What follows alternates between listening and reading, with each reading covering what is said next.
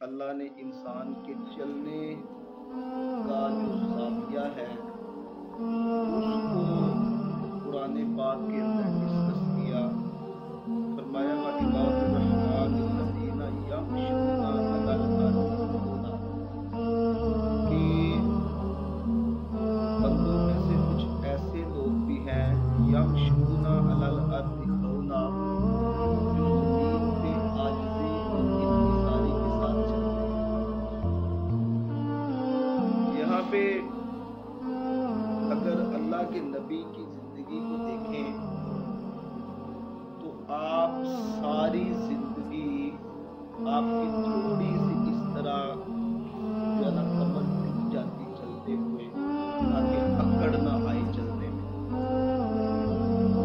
اور ویسے بھی ایک بندے کو اللہ کے نبی نے دیکھے دونوں طرف اتنا اپنی امت کا خیال رکھا. ایک بندے کو دیکھا کہ وہ پاؤں کو گھسیٹ کے چل رہا ہے تو اس کو منع کر دیا بلا کے. تو فرمایا کہ اس طرح نہ چلو جس طرح بیمار ہوتے ہیں. اللہ تعالیٰ نے تمہیں صحت تندرستی والی زندگی دی ہے، اچھے طریقے سے زمین کے اوپر چلنا چاہیے. یعنی بیماروں کی طرح بھی منع کر دیا. اسے دیکھا کہ وہ پاؤں کو گھسیٹ کے آواز آ رہی تھی اس کی نا، تو اس کو بھی منع کر دیا. اور جو حضرت عمر فاروق رضی اللہ تعالی عنہ کے زمانے میں ایک لڑکا تھا، وہ اپنی بٹن کھول کے چھاتی کے تو آستینوں کو اوپر کر کے تو اس طرح نہ جس طرح ایسے ایسے ایسے چل رہا تھا. تو آپ نے دیکھا تو اس سے بلا کے منع کیا. تو اس کو یہ کہا کہ تمہیں پتہ نہیں کہ اللہ کا حکم ہے کہ زمین پہ عاجزی اور انکساری کے ساتھ چلتے ہیں، تو تم یہ اکڑ کے کیوں چل رہے ہو؟ اکڑ کے چلنا صرف جہاد کے میدان میں اجازت ہے تاکہ دشمن کو پتہ چلے کہ باروق بندہ ہے. یہ اسلام کا درس ہے، اسلام کی خوبصورتی ہے. اسے منع کیا اور کہا کہ سینے کو اس طرح نہیں کرنا بلکہ بڑی عاجزی اور انکساری کے ساتھ چلنا ہے. یہاں اگر پچھلی قوموں کو دیکھیں زندگی کی خوبصورتی پیسے میں نہیں ہے. زندگی کی خوبصورتی سہولیات کا میسر آ جانا نہیں ہے. زندگی کی خوبصورتی کسی اور چیز میں ہے، وہ اخلاقیات میں چھپی ہے. آپ پچھلی قوموں کو دیکھیں انسان جتنی مرضی کوشش کر لے اس دنیا کو خوبصورت بنانے کی. ویسے تو ہماری کوشش ہوتی ہے کہ ہماری زندگی یہاں ہی جنت بن جائے. یہ ممکن نہیں ہے. کسی ڈیزائنر نے ایسا ڈیزائن کیا ہی نہیں ہے کہ دنیا کو ہم جنت بنا سکیں. تو بالفرض بنا بھی لیں تو ہمیں موت سے کون بچائے گا؟ کیا خیال ہے؟ ہمیں موت سے کون بچائے گا؟ آپ نے یمن کے بادشاہ کے بارے میں اگر آپ نے پڑھا ہے تو وہ شداد کے بارے میں سنا ہوگا. یہ یمن کا بادشاہ گزرا ہے. تو اس نے کہا کہ یہ مسلمان مرنے کے بعد جنت کا نام لیتے ہیں اور جنت کی خوبیاں بیان کرتے ہیں. تو اس نے کہا کہ میں دنیا میں ہی ایسی جنت ان کو بنا کے دکھا دیتا ہوں، میں بنا کے دکھاتا ہوں. کہتے ہیں 12 سال تک وہ یمن کا بادشاہ شداد 12 سال تک وہ جنت کو بناتا رہا. اس نے ایک بستی تیار کی، اس کی گلیاں جو ہے وہ سونے اور چاندی کی بنا دی، اس میں ندیاں سونے اور چاندی کی بنا دی، اس میں آبشاریں جلا دی سونے اور چاندی کے. وہاں سڑکوں پہ درخت سونے اور چاندی کے، پتے اس کے سونے اور چاندی کے لگائے. ایک پوری بستی تیار کر دی شداد نے. اور 12 سال تک وہ دنیا کی جنت بناتا رہا. اللہ سے پکڑ گیا نا کہ میں یہاں ہی کر سکتا ہوں، حالانکہ دیا ہوا سب کچھ اللہ کا تھا. تو این جب وہ 12 سال کے بعد جب اس نے جنت کو تیار کیا، جب وہ انٹری کرنے لگا تو اللہ نے فرمایا کہ اے ملک الموت، اسے اس کی جنت میں داخل نہیں ہونے دینا، اس سے پہلے اس کی روح قبض کر اور نہیں انٹری ہونے دی.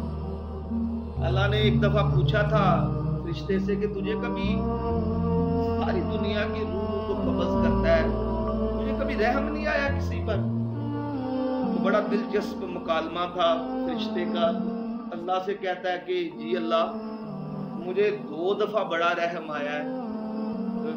وہ ایک کے ایک عین وسط میں ایک کشتی تھی جو الٹی سمندر میں اور سارے بندے ڈوبے. ایک عورت، اس نے تختے پہ اپنے آپ کو بچایا اور اس تختے پہ اس نے بچے کو جنم دیا. وہ پیٹ میں سے بچے کو جنم دیا تو اللہ نے کہا کہ اس عورت کی بھی اب جان نکال دے. تو مجھے اس بچے پہ ترس آیا کہ سمندر کے عین وسط میں یہ اکیلا بچہ کس طرح زندہ رہے. تو مجھے اس وقت رحم آیا تھا. تو دوسرا مقام وہ فرشتہ کہتا ہے کہ اللہ، وہ بیچارے نے 12 سال تک اتنا پیسہ خرچ کر کے جنت کو بنایا، تو مجھے اس پہ رحم آ گیا کہ یہ اتنی بڑی جنت بنانے کے باوجود اس کے اندر اس کو اجازت ہے. جب میں نے اس کی روح کو قبض کیا تو اللہ نے فرمایا کہ تجھے پتا ہے کہ وہ بچہ بچ گیا تھا وہ کون ہے؟ کہتے ہیں مجھے تو نہیں پتا. اللہ نے فرمایا وہ یہی شداد ہے جو بچ گیا ہے نا، وہ یہی شداد ہے. میں نے اسے دولت دی ہے، میں نے اسے طاقت دی تھی، میں نے اسے رزق دیا، مال دیا. تو اتنا کچھ ملنے کے باوجود میرا شکر کرنے کی بجائے یہ مجھے للکارنا شروع کر دیا. اس لیے اس کو میں نے اس کی جنت میں داخل نہیں ہونے دیا. اس سے آگے جائیں تو آپ کسی قوم کا پڑھیں کہ الم تر کیف فعل ربک بعاد، کیا تم نے قوم عاد کے بارے میں نہیں اللہ کو دیکھا کہ اس نے کیا کیا؟ انہوں نے وہ پتہ کیا، ان کی اوسط عمر، یہ پرانی واقعات ہے، ان کی اوسط عمر 300 سال تھی. اوسط عمر ویسے 500-600 سال کی تھی. جو ایوریج نکالتے ہیں جس طرح ہماری 50 ہے، جو ایوریج تھی ان کی وہ 300 سال تھی. اور اتنی طاقت تھی اس قوم کے اندر. حضرت ہود علیہ السلام کی یہ قوم ہے، اتنی طاقت تھی کہ 50 فٹ کے اتنے بڑے بڑے انسان اللہ نے ان کو بنایا. اتنی طاقت تھی کہ وہ چلتے ہوتے تو درخت کو اس طرح اکھاڑ دیتے. اتنا زور، اتنی طاقت تھی. تو اللہ نے اتنا کچھ دیا اس قوم کو، اتنا کچھ دیا اس قوم کو. تو وہ اپنے نبی کے سامنے آئی اور کہتی ہے کہ لاؤ ہمارے سامنے کون سی طاقت ہے جو ہمیں ہرا سکے. اللہ نے اپنے نبی کو کہا کہ انہیں یہ کہو کہ اللہ نے تو تمہیں ایک نطفے سے، اپنی پیدائش پہ ذرا غور کرو، تمہیں ایک نطفے سے بنایا اور اتنی طاقت دے دی. تو جس نے تجھے طاقت دی ہے اس کی طاقت کتنی ہو؟ تم اس کو للکار رہے ہو. تو کیا ہوا؟ کوئی ٹیکنالوجی کی کمی نہیں تھی اس قوم میں، کوئی پیسے کی کمی نہیں تھی، کوئی مال کی کمی نہیں تھی. ان کی بربادی کا سبب بنا اکڑ، غرور اور اخلاقی پستی. ان کی بربادی بنی. کسی بھی قوم کو برباد کرنے کے لیے اخلاقی پستی ہوتی ہے، اور کسی بھی قوم کا جو سرمایہ ہے یاد رکھنا ہے وہ اخلاقیات ہوتے ہیں. یہ سونے چاندی کی کانیں یا یہ تیل کا خزانہ، یہ پیسہ، یہ دوسرے نمبر پہ آتے ہیں. قومیں ہمیشہ ترقی وہ کرتی ہیں جو اخلاقیات میں بہت آگے چلی جاتی ہے. یاد رکھنا ہے. انہوں نے جب للکارا تو کائنات کی سب سے طاقتور چیز اللہ نے آسمانوں سے ہوا کو چلا دیا. ہم اس کو سمجھتے ہلکا سا سمجھتے ہیں. تو فرشتوں نے پھر مکالمہ کیا، اللہ سے مکالمہ کیا کہ اللہ انہیں سب سے اچھا، جب اللہ نے ہوا کو بنایا تو یہ زمین جو تھی امبیلنس ہو گئی. پھر اللہ نے زمین کے اوپر پہاڑ گاڑے جس کی وجہ سے بیلنس برقرار ہوا. تو اللہ نے کہا کہ اللہ، فرشتوں نے کہا کہ اللہ یہ پہاڑ اتنے بڑے بڑے اور اتنے طاقتور، تم نے اس سے بھی کوئی زیادہ طاقتور چیز بنائی ہے؟ اللہ نے فرمایا ہاں، لوہا بنایا ہے جو ان پہاڑوں کو بھی کاٹ دے. تو پھر فرشتے کہتے ہیں کہ اے اللہ، تو نے لوہے سے بھی کوئی طاقتور چیز بنائی ہے؟ اللہ نے فرمایا ہاں، میں نے آگ بنائی ہے، یہ لوہے کو. تو پھر کہتے ہیں آگ سے بھی کوئی زیادہ طاقتور چیز تو نے بنائی ہے؟ اللہ نے فرمایا ہاں میں نے پانی بنایا، اس کو بجھا دیتا ہے۔ پھر کہتے ہیں اللہ پانی سے زیادہ طاقتور کون سی چیز تو نے بنائی؟ اللہ نے فرمایا میں ہوا بنائی جو پانی کو رات سے بنا کے اڑا کے لے جاتی اور بارش کی صورت، بادلوں کی صورت بنا دیتی ہے۔ یہاں ایک دلچسپ بات سنیں، تعجب کی بات سنیں، کائنات کی سب سے بڑی طاقتور چیز ہوا، فرشتے کہتے ہیں اللہ اس سے بھی کوئی بڑی چیز طاقتور ہوا سے بھی؟ اللہ کہتا ہے ہاں، سنیں نبی کی امت کا جواب دیکھیں، فرمایا ہاں، جو میرے بندے میرے نام پر اس طرح خرچ کرتے ہیں کہ کسی کو پتہ ہی نہیں چلنے دیتے، میرے بندے میرے نام پہ اس طرح خرچ کرتے ہیں کہ پتہ ہی کسی کو چلنے نہیں دیتے، ہوا بھی اس کے غلام ہو جاتی ہے اور وہ عمل میرے غصے کو بہت طاقتور چیز۔ مسلمان کبھی بخیل نہیں ہوگا، یہ اس کی شان ہے، کبھی کنجوس نہیں ہوتا، اللہ کے راستے میں خرچ کرتا رہتا ہے، خرچ کرتا رہتا ہے۔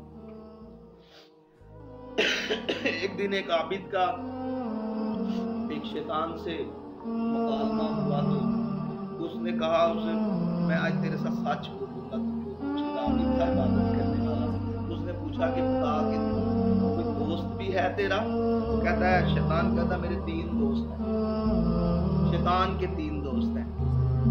تو پہلا اس نے کہا پہلا دوست کون سا ہے؟ کہنا وہ جو بہت سخت غصہ کرتا ہے، غصہ ایک نیچرل چیز ہے، انسان کو آنا چاہیے، غصہ آنے کے بعد اس کو پی جانا اصل میں مسلمان کی طاقت کی نشانی ہے، مضبوط بندے کی نشانی ہے۔ غصہ آ جاتا ہے، نیچرل چیز ہے، اسے آنا بھی چاہیے۔ اس نے کہا کہ جو سخت غصے سے پھٹ جاتا ہے جب اسے غصہ آتا ہے، میرا دوست ہے، وہ غصے کی باتوں کو دوسرا اس نے کہا کہ جو نشے کا عادی ہے، شراب پیتا ہے، وہ بھی میرا دوست ہے۔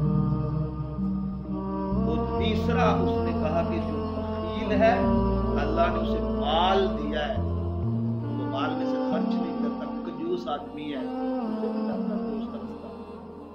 اس نے کہا کہ اگر یہ تینوں چیزیں ایک ہی بندے میں ساری خوبیاں آ جائیں، یعنی وہ نشہ بھی کرتا ہے، وہ کنجوس بھی ہے، وہ غصہ بھی کرتا ہے، پھٹتا ہے غصے سے، پھر وہ میں اس کا مرید، وہ میرا مرشد، یعنی کہ ان چیزوں سے بچنا چاہیے۔ تو میں آپ کو وہ بتا رہا تھا کہ اللہ نے ہوا چلائی، طاقتور چیز ہوا چلائی، اور اس طرح بولے اٹھے، اس طرح وہ جو ہے نا 50-50 فٹ کے لوگ اس طرح ہوا میں اس طرح کلا بازیاں کھانا شروع کی، اور اللہ رب العزت کے حکم سے اس ہوا نے پتہ کیا کہ یہ قرآن کا واقعہ ہے، اس ہوا نے اس طرح ان کے سر سیدھے ہوئے، ادھر ٹھک ٹھک ٹھک ٹھک، ایک دوسرے کے دماغ کے ساتھ کھوپڑی کے ساتھ کھوپڑی لگتی گئی اور پھٹتے گئے، ان کے نتنوں سے باہر آتے گئے، منہ سے پگھل کے دماغ ان لوگوں کے باہر آ گئے، یہ عذاب تھا۔ اور وہ زمین پہ ہوا نے پٹک کے مارا، زمین ان کے سر علیحدہ ہو کے دھڑ علیحدہ ہو کے ختم کر دیا اللہ رب العزت نے۔ اللہ سے مقابلہ کرنا چاہیے، وہ کہتے تھے ہمیں ہمارا 50 فٹ قد ہے، ہوا جو ہمارا کچھ بگاڑ نہیں سکتی، وہ کہتے تھے کہ ہم بڑے طاقتور ہیں، اس طرح درخت کو اکھاڑ لیتے چلتے چلتے، اتنا زور تھا۔ یعنی اللہ نے اپنی نشانی بتائی کہ اللہ موجود ہے، تم کہاں اللہ سے بھاگے جا رہے ہو، تم کیوں زمین پہ اکڑو؟ جب اللہ رب العزت نے فرمایا کہ میرے بندے وہ ہیں، زمین کے اوپر عاجزی نے ساری کی ساری، اور یہاں یہ بھی حکم آیا، یہ سامنے والا بٹن کھول کے بھی نہیں چلنا چاہیے، یہ ویسے تو نماز ویسے ہی مکروہ ہوتی ہے، یہ سامنے والا بٹن جو ہے سینے کا کھلا ہو، اور خاص طور پہ یہ والا اسی آیت کے تحت علماء نے لکھا کہ یہ جس طرح یہ آستینوں کو اس طرح چڑھا کے نماز پڑھاتے ہیں، نماز مکروہ ہوتی ہے، ایک یہ، اور ویسے عام چلتے ہوئے بھی یہ کشتی کی نشانی ہے۔ इसी आयत के तहत उलमा ने लिखा कि ये भी जो है आस्तीनें नीचे करके चलते थे। और एक बड़ी ही इसमें मुझे वाली बात बताई कि जमीन पे आजिज़ी और इंकिसारी से चलने से मुराद है, कुछ उलमा ने लिखा है, कुछ ने लिखा है कि ये जो कलफ वाले कपड़े हैं ना जिसमें अकड़ आ जाती है, वो भी पहन के चलना जायज़ नहीं है। लेकिन ये कुछ ने इसके बारे में लिखा है। इसमें मैं जोर इसलिए नहीं दूंगा कि मैं खुद करती हूँ ये पहनता हूँ तो कॉलेज जाता हूँ। तो कुछ की राय ये है जायज़ है, लेकिन कुछ की राय ये है कि माया वाले कपड़े भी नहीं पहनते, ये भी अकड़ जाते हैं। तो अल्लाह ताला हमें माफ फरमाए। इसी आयत के तहत मैं आपको ये चीज़ें बता रहा हूँ। तो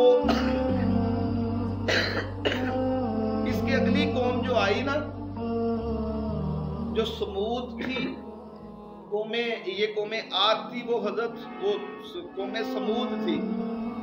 तो उसने ये सुना और पढ़ा, उन्होंने ये पढ़ा कि पिछली कौम पे अजाब इस आया था हवा का, तो वो सऊदी अरब में अभी मौजूद है। उन्होंने पहाड़ों के अंदर अपने घर बना लिए।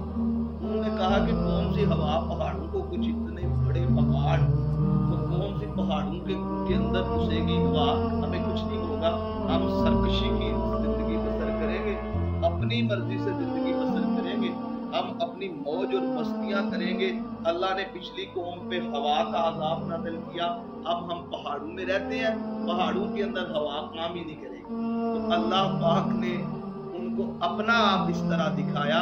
फरिश्ते ने आके एक ऐसी चीख मारी, ठीक है, साउंड की आवाज इस हाल में अगर फुल छोड़ दी जाए तो कान फट जाते हैं। ऐसे वो इतनी खौफनाक आवाज थी, वो इतनी खौफनाक आवाज थी कि उनके कलेजे बाहर आके फट गए और उनके चेहरों का रंग नीला पड़ गया। इतनी खौफनाक आवाज थी, सारे के सारे वो गिर के मर गए और फिर अल्लाह ने उनको मट्टी का ढेर बना दिया। इस तरह पिछली कौम पे अकड़ और बदमाशी की वजह से, गुरूर और तकब्बर की वजह से अजाब नाज़िल हुए हैं।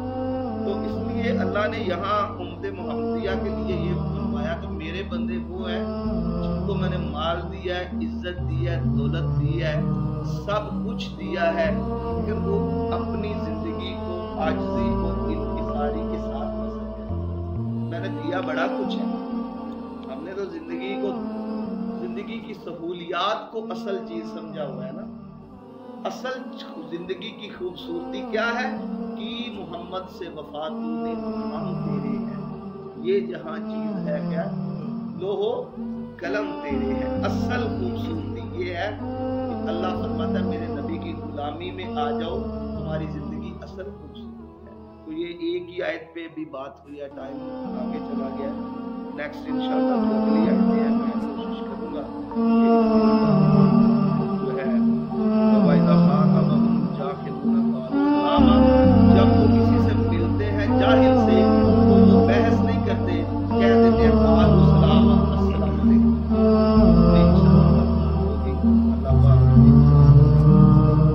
वीडियो को शेयर जरूर कीजिए, हो सकता है आपके एक शेयर से ये बात किसी के दिल में उतर जाए। जज़ाकल्लाह।